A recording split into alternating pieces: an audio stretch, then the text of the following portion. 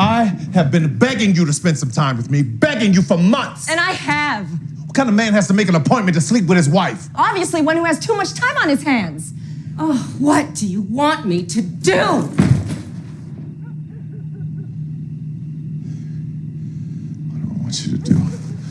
What I want you to do, how about the obvious? How about baking a cake for my birthday or spending some time with me or your daughter, okay? How about doing what a wife does, screwing me on a regular? Can you handle that? You know what, I am all for solutions, but maybe we could come up with something that doesn't involve me stepping back into the 50s. You're so selfish. I am not selfish. What the hell are you talking about? You're not selfish. Diane, you laid there and had your tubes tied and you didn't even tell me? You don't think that's selfish? Look, this is my body, okay? You don't have to carry a child. I do. You don't have to miss work. I do. Diane, when you get married, you give up the eyes for us, okay? You don't make those kind of decisions without talking to me. What the hell am I doing? I don't even know why I'm having this argument with you. I'm tired of arguing about the same damn thing with you. It's clear to me. One thing, very clear. You don't want to be married. Okay, so I like this scene for one particular reason. And they both made good points, I feel, in it. But I'm going to lean more towards Tyler Perry's character in the film. And I feel he wasn't asking for much, just some quality time.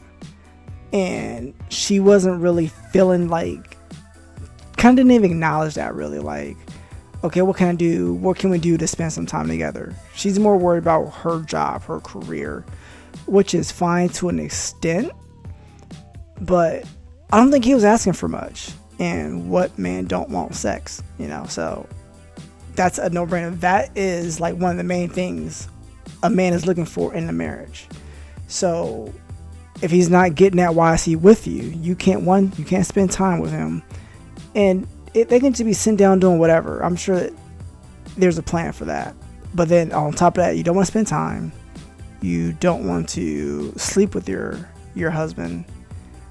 From as far as like what she's talking about, not want to have another child, I can understand that. As far as like carrying a child, giving birth, missing work. In the first, I'm not sure, but I'll just go based on real life experience. Women can have complications as far as when it comes to having a child, especially with depending which age you are, any health history as far as in your family. I understand that aspect, but the part I really did not like in this scene where he said she had her tubes tied and didn't say anything to him, those are discussions that you guys need to have as a couple. Any kind of major life situation that's going to affect the other person, that needs to be a conversation. Because if she knew ahead of time that he wanted more kids, but she felt the exact opposite, or after having one child, depending on what she went through, that should have been a conversation right there. So he's not nagging you or talking to you about having a child, thinking he can have one, knowing all along that you wasn't getting pregnant again. I had an issue with that part. Things I like that he pointed out was cool. Things that she said were valid, but the miscommunication right there, that was the issue for me, because this could have been a conversation they could have had, one, before they got married or early in their marriage. And if you had this conversation before you got married about do you want kids or how many, and then things switch later on as you get married, that's a conversation that you guys need to work out. Not saying, oh, I'm gonna let him think I can get pregnant, but not telling him I can't get pregnant no more because I got my tubes tied.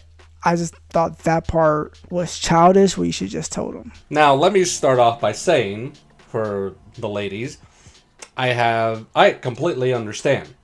A woman that is career-minded, great. A woman with her body, awesome.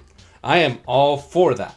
Now, with that said, when it comes to the tubes tied kind of thing, I feel that for the most part, even the women should be able to understand this, that when you're in a marriage or a serious relationship, if your man actually wants to have more children, because that's what this scene is about, you should tell him, because otherwise he's getting his hopes up not knowing this, all right? He's right that the eyes turn to us when you're in a marriage. Even, again, ladies, if it's something that pertains more to you. And he did mention sex. Of course, men, for the most part, we think that way. I add an extra thing to it, which is I enjoy when my wife actually approaches me. That, ladies, I'll say right here, right now, I think even Jay can agree that when your partner actually takes you in the moment or approaches you or lets you know, when she's the one that directs it, it's even better for us, okay? But just in general, a marriage is, you have to share all these things, small or big. That's just the way it goes. And I tend to agree with him when he says that you've done all these things. They're so insignificant in your head, but really, this is what marriage is, and maybe you shouldn't be married. If you want to continue, maybe thinking that there's not much change in the marriage because you still feel you can do the things that you were doing. No, that's not what happens. And I'm sure that should be a conversation. If you need a referee and go to therapy for that, as Jay and I mentioned before in other shows, it's good if prior to marriage you go to therapy and talk about what it is to be married, because there's so many important things you need to share, so many steps that are going to happen. But understand, number one, when you get married, things are going to change, and both of you have to clue each other in. Otherwise, what are you doing? And maybe neither one of you should be married. But I'm in agreement with him. Different scenarios, ladies.